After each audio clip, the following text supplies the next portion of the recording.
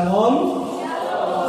Ya, terima kasih untuk kesempatan yang diberikan kepada kami keluarga secara khusus. Saya dihubungi beberapa waktu yang lalu, senang banyak pendeta kan, tetapi kalau mendapat kesempatan pelayanan bersama, saya sangat senang karena saya kalau ada tempat ini rasanya pulang kampung kan, ketemu dengan orang-orang tua, dengan senior-senior kan, bahkan dulu yang masih unyu-unyu anak sekolah minggu sekarang sudah memimpin, luar biasa. Biarlah ini terus terjadi. Ya, mari kita membuka firman Tuhan bersama-sama dari Injil Lukas pasal yang kedua. Kita membaca ayat 8 sampai ayat yang ke-14 yang menjadi ayat tema pada malam hari ini. Lukas 2 ayat 8 sampai 14 yang sudah dapat katakan amin. Puji Tuhan. Kita baca bersama-sama. Gembala-gembala 2, 3. Di daerah itu ada gembala-gembala yang tinggal di padang, menjaga kawanan ternak mereka pada waktu malam. Tiba-tiba berdirilah seorang malaikat Tuhan di dekat mereka, dan kemudian Tuhan bersinar meliputi mereka, dan mereka sangat ketakutan. Lalu kata malaikat itu kepada mereka, "Jangan takut, sebab sesungguhnya aku memberikan kepadamu kesukaan besar untuk seluruh bangsa. Hari ini telah lahir bagimu juru selamat, yaitu Kristus Tuhan di kota Daud. Dan inilah tandanya bagimu, kami akan menjumpai seorang bayi bungkus dengan ranting dan terbaring di dalam karungan. Dan tiba-tiba tampaklah bersama-sama dengan malaikat itu sejumlah besar bala tentara surga yang memuji Allah, katanya, kemuliaan bagi Allah di tempat yang maha tinggi, dan damai sejahtera di bumi di antara manusia yang berkenan kepadanya." Kita membaca tema kita bersama-sama 2, 3. Kemuliaan bagi Allah dan damai sejahtera di bumi. Amin. Sekian firman Tuhan. Ya, kalau pasti di situ kan, nggak usah dijelaskan lagi. Karena saya takutnya jadi anti klimaks gitu. Kenapa saya katakan anti klimaks? Panjang lebar menguraikan jatuh-jatuhnya kesombongan kan, jatuh-jatuhnya yang dengar pun hilang dari sejahtera. Lama sih ya khotbah kan, hilang dari sejahtera kan. Nah, tetapi dari sinilah kita mau belajar bersama-sama. Mengapa Lukas menulis Injil ini? Sekitar tahun 60-an, tahun Masehi, setelah kelahiran Yesus, Lukas yang sebenarnya bukan murid secara langsung dari Yesus, Lukas yang bukan orang Yahudi, dia bukan keturunan Yahudi, karena dia orang Kaisarea Filipi, menuliskan bagian ini setelah dia pelayanan bersama-sama dengan Paulus. Sebagai seorang yang terdidik karena dia punya background seorang tabib atau dokter sekarang. Makanya kalau kita lihat secara rinci Lukas menulis bagian ini, baik tentang silsilah, apalagi tentang penyakit-penyakit, ada diagnosanya di situ. Inilah kehebatan seorang dokter kan. Tapi satu hal yang perlu kita pahami, kenapa ini ditulis? Siapa penerima Injil ini? Ditulis di situ, "Hai Theophilus." Siapa itu Theophilus? Theophilus itu bukanlah satu orang. Ternyata dalam bentuk jamak, Theophilus itu bisa diartikan sebagai saudara yang dikasihi Allah. Jadi ini ditunjukkan kepada orang-orang yang dikasihi oleh Tuhan, baik orang Yahudi maupun orang Yunani. Kenapa Lukas menulis silsilah? Maklum, orang Yahudi maunya itu didaftar secara rinci, karena bagi mereka kalau bukan keturunan Yahudi kurang diterima. Karena yang mereka tahu bahwa Mesias yang akan datang itu adalah dari keturunan Raja Daud. Tetapi Lukas ingin menyampaikan bahwa keselamatan di dalam Yesus itu bukan hanya milik orang Yahudi, tetapi juga kepada bangsa-bangsa lain. Itu sebabnya dalam bagian ini kalau kita melihat Lukas menyampaikan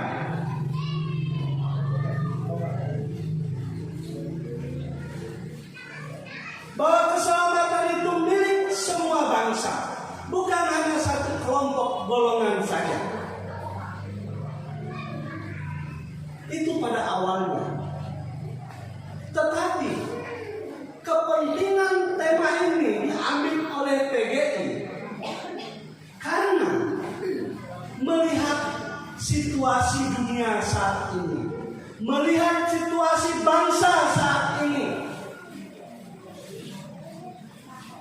yang memang sulit menemukan damai sejahtera, di mana orang berlomba-lomba untuk dimuliakan, tak mau dianggap rendah. Banyak orang ingin meninggikan diri dan dianggap lebih hebat dari yang lainnya. Itu kepentingan bangsa kita. Tetapi bagi saya dan sidang jemaat yang ada di ruangan ini, kita mau melihat bagian ini. Ini sebenarnya kalau mau diceritakan panjang. Ada dua tema yang bisa diambil, yaitu kemuliaan bagi Allah dan damai sejahtera di bumi. Kalau mau ambil bahasa kampungnya itu Soli Deo Gloria dan Shalom Elohim. Dua tema ini, Soli Deo Gloria, segala pujian, kemuliaan hanya bagi Tuhan. Mengapa ini disampaikan kepada para gembala? Bukan kepada Herodes, bukan kepada ahli-ahli Taurat, bukan kepada ahli-ahli kitab. Ketika orang Majus datang, tidak. Di sini ingin menunjukkan kalau misalnya ini ya, misalnya berita ini menjadi berita viral tentang kelahiran Yesus. Siapa yang tidak mau masuk TV? Siapa yang tidak mau diwawancara? Menurut Bapak Ibu, siapa yang duluan diwawancara? Orang maju angkat tangan, kami lah, kan kami yang lihat bintangnya dulu. Enggak lah, kami gembala, malaikat yang datang bilangnya sama kami. Kalian ini, sama kami lah suami istri, Yusuf dengan Maria, kan lahirnya lewat kami. Enggak. Yang lain akan berkata seperti itu.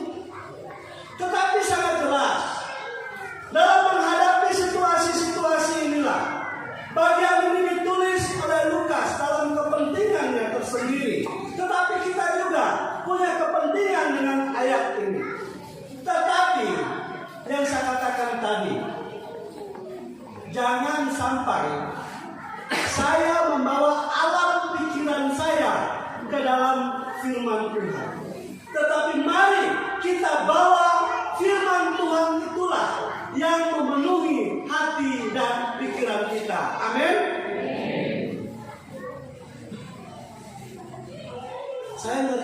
saudaraku, nanti selesai acara, siapa Pak pengkhotbah itu tadi? Ya? Orang yang mulai cerita, wah ada pengkhotbah, nih pengkhotbahnya tuh lucu tadi malam misalnya. Yang diceritakan siapa? Yang diberitakan atau yang memberitakan? Tidak penting akhirnya yang diberitakan, yang penting akhirnya apa? Yang memberitakan, yang menjadi omongan. Padahal sesungguhnya yang seharus menjadi sentral dalam Natal adalah Yesus Kristus.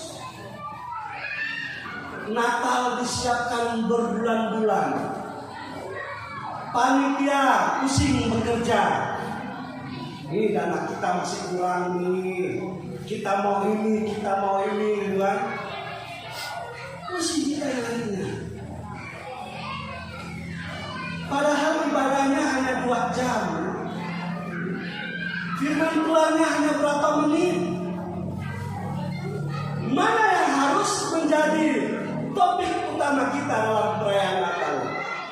Nah, di sini kemuliaan bagi Allah di tempat maha disampaikan kepada para malaikat, oleh para malaikat kepada gembala-gembala yang dalam situasi keadaan takut.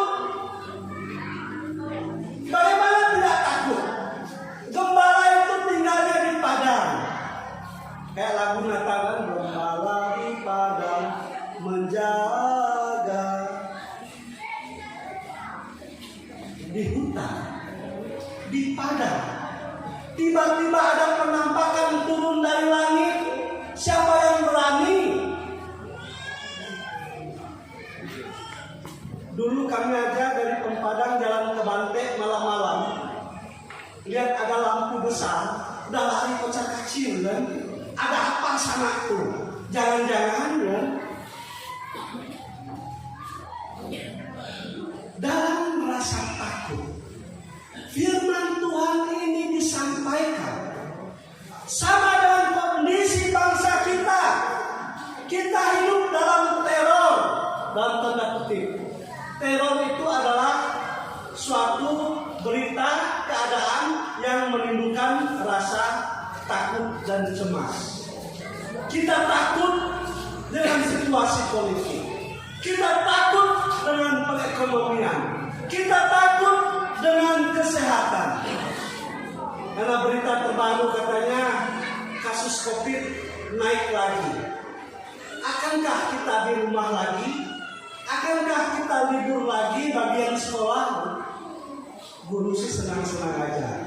Paling ganti kurikulum kan? Ya. Ngajar dari rumah bisa sambil siul-siul kan? Enak. Tapi bagi yang lain, bagi pengusaha dan lain sebagainya, itulah sebabnya hal ini sangat penting disampaikan. Kalau kita melihat bagian ini, di daerah itu ada gembala-gembala yang tinggal di padang menjaga kawanan ternak mereka pada waktu malam. Tiba-tiba berdirilah seorang malaikat Tuhan di depan mereka, dan kemuliaan Tuhan bersinar meliputi mereka, dan mereka sangat ketakutan. Kiranya kemuliaan Tuhan bersinar di muka Bapak Ibu sekalian malam hari ini. Amin. Limpahi modelnya. Apakah kita pakai yang skincare yang bisa bikin glowing gitu kan, akan memancarkan kemuliaannya gitu kan, atau pakai glitter yang dari jauh kena lampu mengkilat.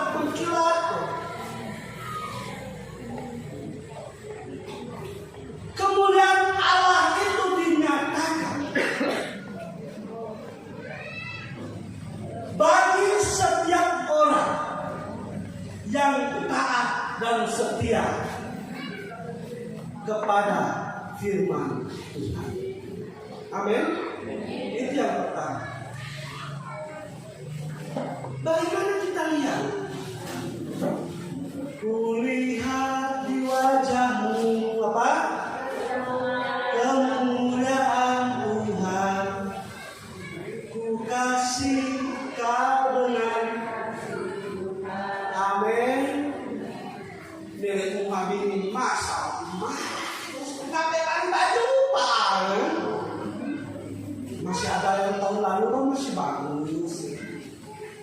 tadi, nanti, aduh, mana kemuliaan Tuhan yang terpancar di wajahmu? Pulang nanti kalau masih diomel lagi bilang kayak gitu ya. Dah nama khotbah tadi senyum-senyum teh.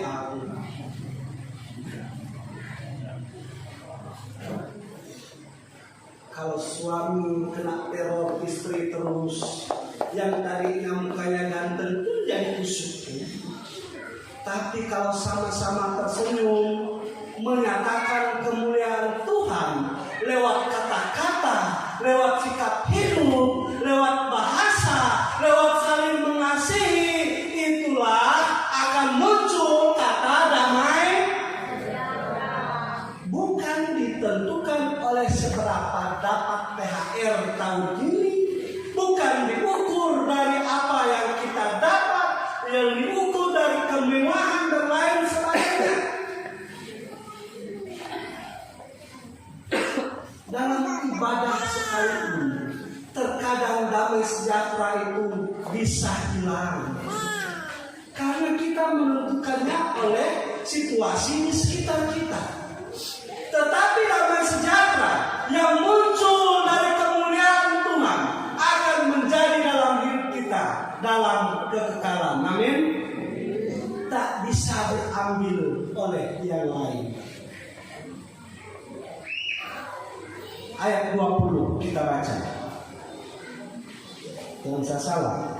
Ayat 20 kita baca sama-sama. 2, 3. Maka kembalilah gembala-gembala itu sambil memuji dan memuliakan Allah karena segala sesuatu yang mereka dengar dan mereka lihat, semuanya sesuai dengan apa yang telah dikatakan kepada mereka. Orang yang memuliakan Tuhan dalam hidupnya, kemuliaan Tuhan yang ada dalam hidupnya, dia melakukan apa yang Tuhan katakan. Tidak pikir-pikir resiko sebagai gembala harus tinggalkan dombanya. Dia datang. Dan ayat 20 ini kesimpulan yang sangat menarik. Apa yang mereka dengar, apa yang mereka lihat, semuanya sesuai. Halo, pernahkah kita mengalami ketemu orang lain yang dibilang, lain yang dibuat, lain kenyataannya? Pernah? Alasannya Pak Pendeta mau. Katanya kalau memberi perpuluhan nanti diberkati. Belum main Quran nggak habis, sebenarnya jatah belanja. Lain yang dibilang didengar, lain yang terjadi. Ada apa sebenarnya di balik semuanya ini? Berarti, sudahkah yang kita buat itu memuliakan Tuhan? Muliakanlah Tuhan dengan segala apa yang ada pada dirimu. Amin. Itu yang paling utama.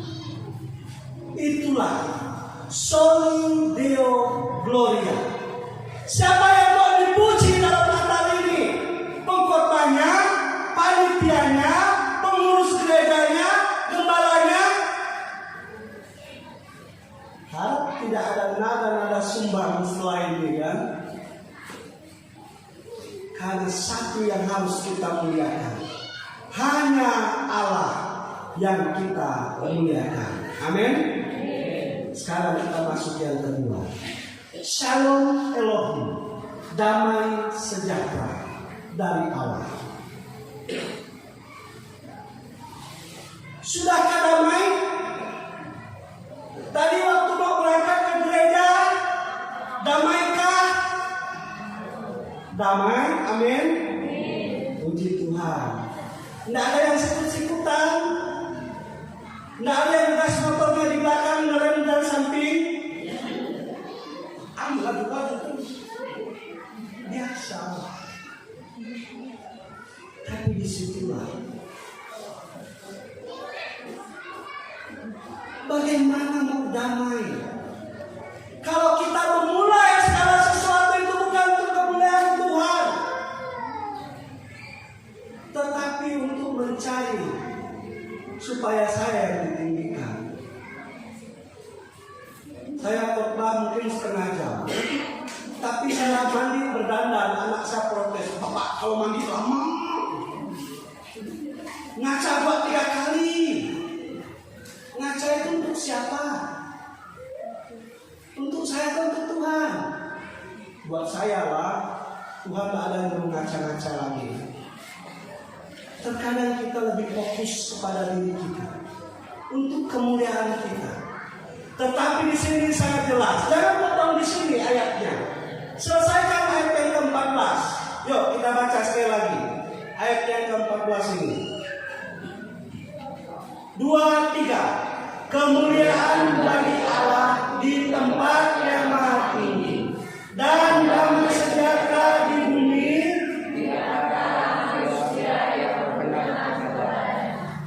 bagi siapa? Damai sejahtera untuk siapa? Amin. Kalau Anda dan saya belum menikmati damai sejahtera itu, satu penyebab utamanya apa tadi?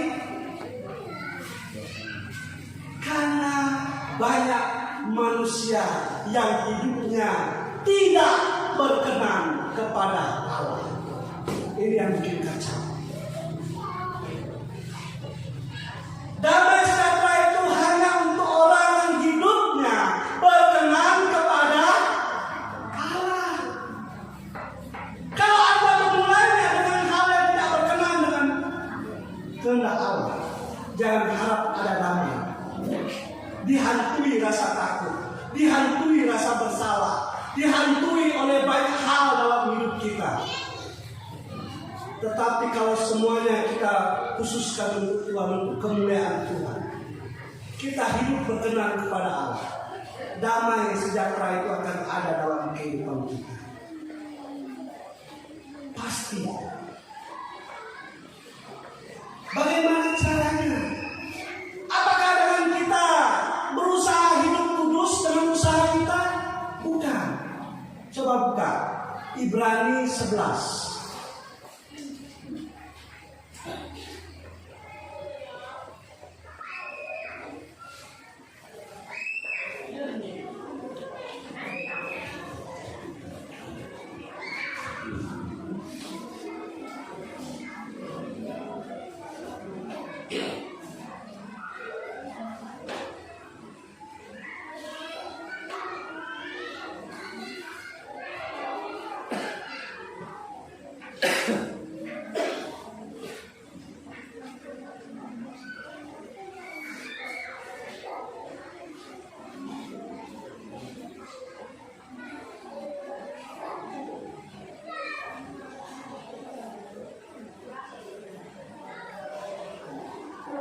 Ayat yang ke-6, Ibrani 11, ayat yang ke-6, kita baca sama-sama.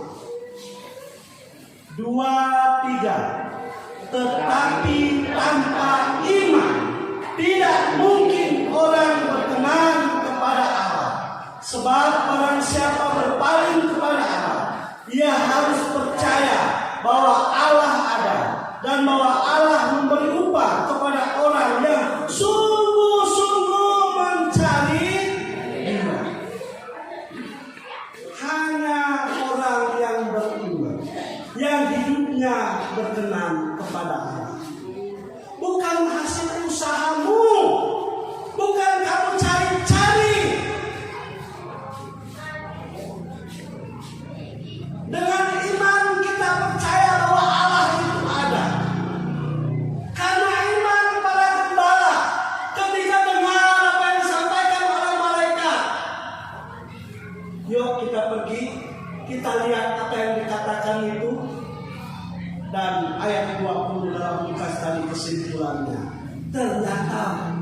mana ada. Iman yang sebesar itulah yang perlu dimiliki oleh orang percaya. Terkadang kita nanti dulu berdebat dulu kan, sama kayak kita nyuruh anak, kita ngomong satu kata, Anda apa begitu dia berdebat dulu, belum dia buat dia berdebat dulu kan, kalah kita.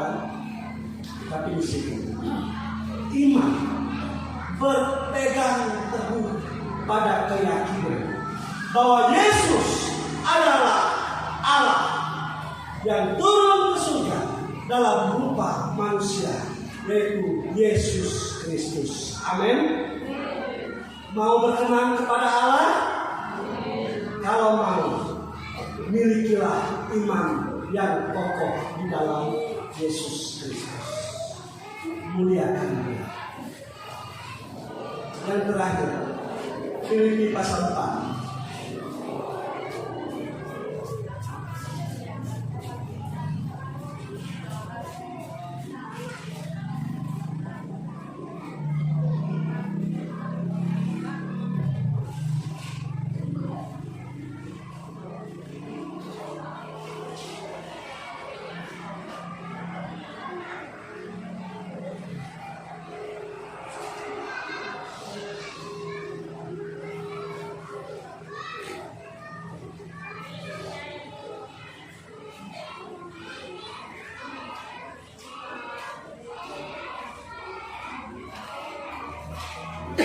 Coba cari di situ ayatnya.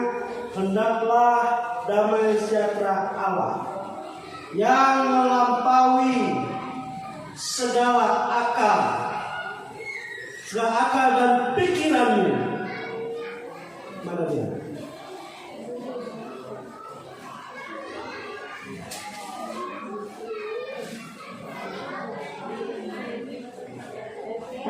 Ayat 7. Yuk kita baca sama-sama.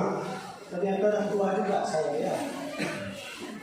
Ayat yang ke-7 kita baca sama-sama. 2, 3. Damai sejahtera Allah yang melampaui segala akal akan memelihara hati dan pikiranmu dalam hendaklah damai sejahtera dari Allah itu memelihara akal, hati, dan pikiran. Sebanyak-banyaknya yang mengendalikan hidup manusia ini apa? Akal, hati, dan pikiran. Saya senang istri saya itu rajin mengingatkan saya. Kalau saya mau pergi jalan-jalan, apalagi udah pakai baju rapi, gitu kan? Pak, apa? Apa Bu? Makasih. Pak, apa? Jaga mata, jaga hati. Tambah satu saya. Apa? Jaga mobil. Jangan baik enggak. Ya. Menjaga hati, menjaga pikiran. Ini yang bikin kacau dunia itu kan di sini. Terlalu banyak mikir.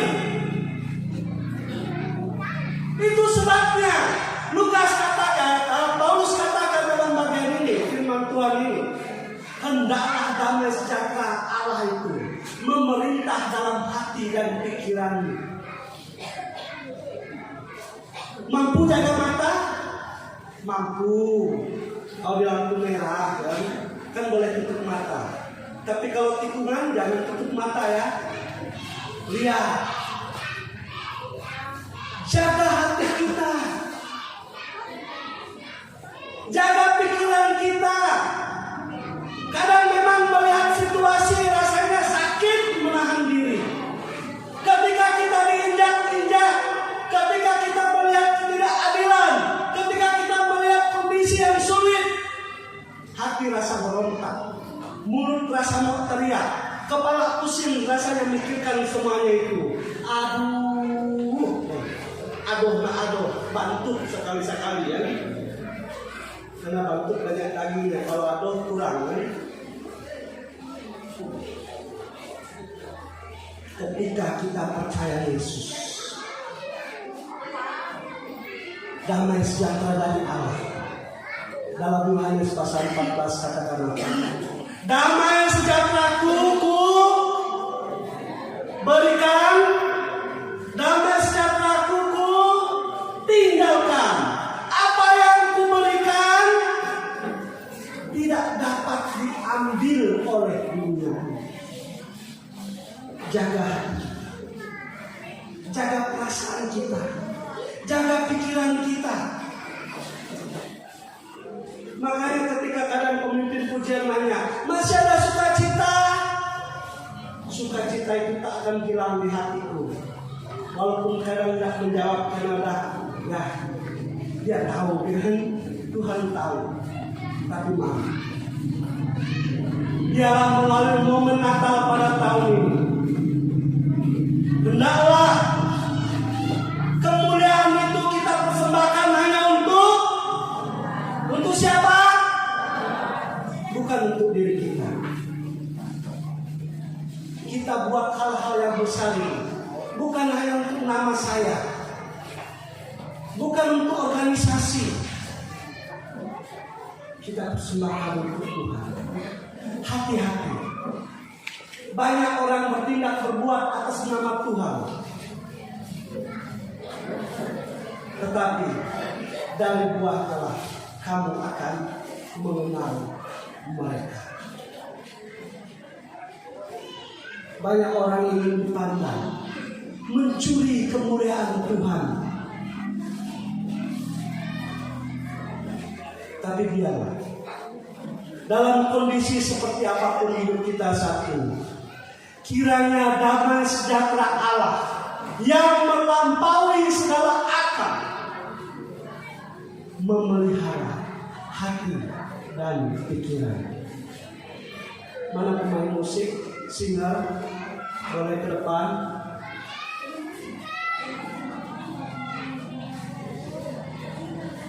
Singer, WL-nya juga boleh ke depan.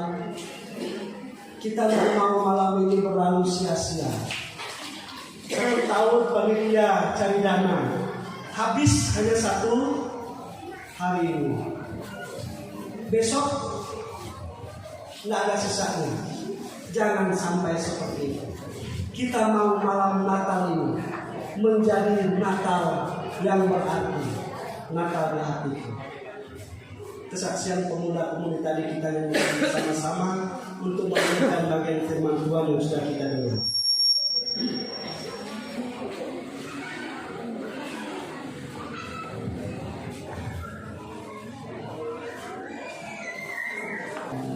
Mari Bapak Ibu saudara jemaat yang dikasihi oleh Tuhan, tidak usah terpengaruh dengan suasana di sekitarmu, tapi mari tundukkan kepala saat ini. Kita introspeksi hati dan pikiran kita. Jangan sampai kita kehilangan momen tahun ini, kehilangan damai sejahtera.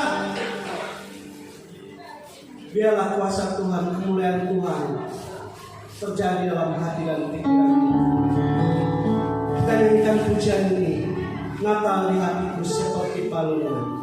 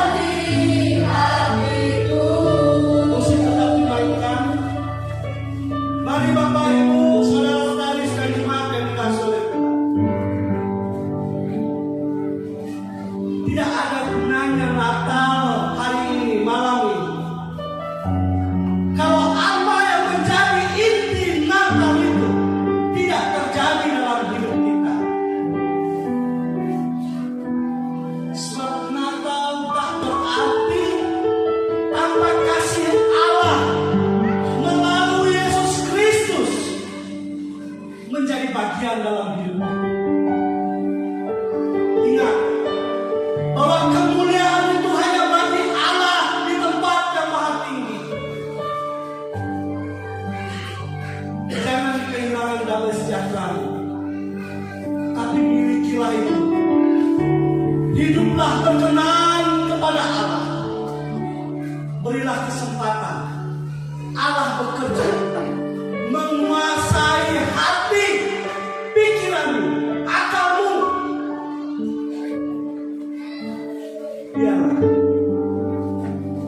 melalui semuanya itu akan terpancar kemuliaan Tuhan dalam hidupmu, dimanapun engkau berada, siapapun engkau sebagai hamba Tuhan, maka dalam pelayanan akan terpancar kemuliaan Tuhan. Dalam keluarga kita masing-masing, maka kemuliaan Tuhan itu akan nyata dalam kasih yang terjalin suami, istri, dan anak-anak. Dalam pergaulan pemuda-pemudi, maka bagaimana kita menyatakan kasih Allah? Mari kasihilah sesamamu dengan kasih yang Allah berikan dalam hidup. Biarlah malam Natal ini menjadi malam yang berarti dalam hidup kita. Kita nyanyikan dia sebab Natal.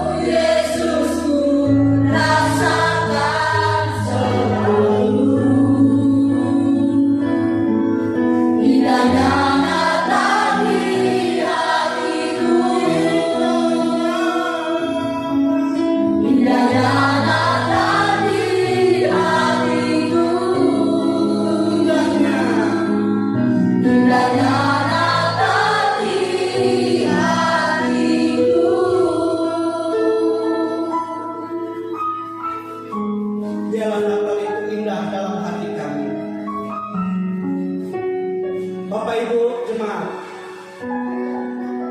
sudahkah keluargamu ada damai sejahtera? Doakan. Mungkin engkau yang tersakiti saat ini. Doakan pasanganmu, suamimu atau istrimu, doakan. Dan mohon ampun kalau kita juga mengecewakan, menyakiti hati mereka, mohon ampun.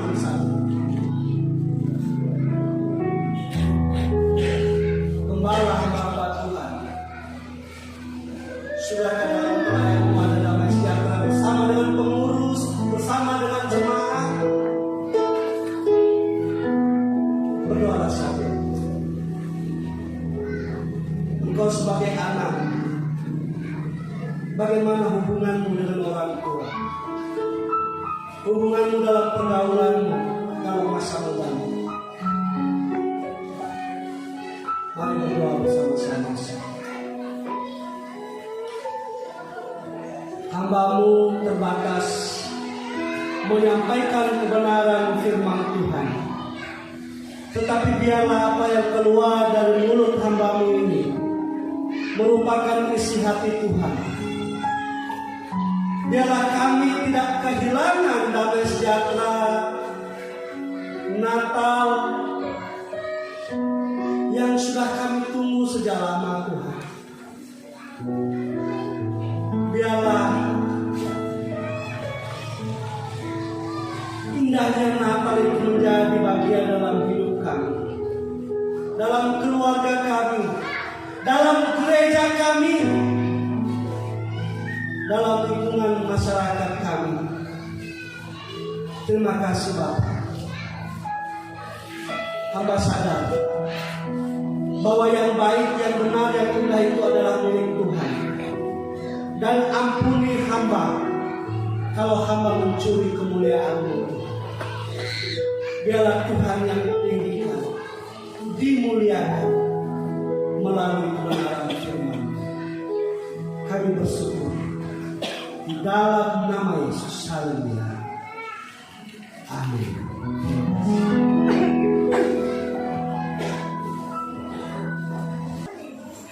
Terima kasih kepada Pendeta Paul Kapolres yang sudah memberikan berkat firman Tuhan untuk kita semua yang hadir pada saat ini. Saya yakin dan percaya ketika kita pulang, kita membawa damai sejahtera untuk keluarga kita dan orang di sekitar kita. Amin. Beri kemuliaan bagi nama Tuhan. Saya masih memberikan kesempatan kepada tamu undangan. Mungkin ada yang mengisi ruang kesaksian. Silakan nanti boleh mengisi ruang kesaksian. Namun sebelumnya kita mau mendengarkan warta gereja dari pengurus gereja. Waktu dan tempat saya persilakan.